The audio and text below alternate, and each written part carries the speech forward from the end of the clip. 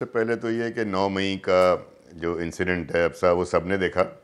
वो टीवी पे हमने और आपने भी देखा, तो उसके विटनेसेस भी हैं, क्राइम कमिट भी हुआ है और बड़ी हद तक जो है वो स्टेट इंस्टीट्यूशन के ऊपर जो है वो हमले भी हुए हैं। तो वो तो जो एक अदालत में केस चल रहा है ना, वो हमारी आपकी पॉलिटिकल डिबेट से उस पर कोई फ़र्क नहीं है ना। सिर्फ एक विंडिक्टिव किसिंग भी डिबेट होनी है, उसके फोरम है कोर्ट्स में चल रहा है, सुप्रीम कोर्ट कॉग्निसेंस लिए बैठा है, सब कुछ वहाँ पर हो रहा है, तो वो तो मैं वहाँ पे छोड़ता हूँ।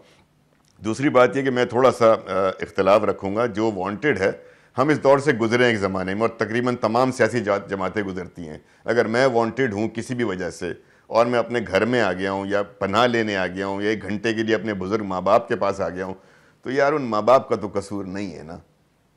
माँ बाप तो अपने बच्चे को पनाह ही देंगे ना, माँ बाप तो अपने बच्चे को हिफाजत में ही रखेंगे ना, उसे प्यार ही करेंगे। तो you can not just do that.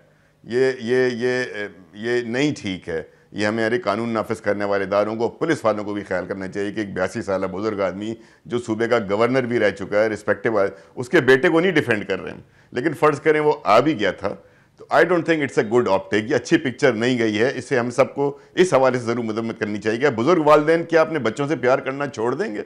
नहीं, ऐसा नहीं है। तो इधर मेरा इख्तिलाफ है।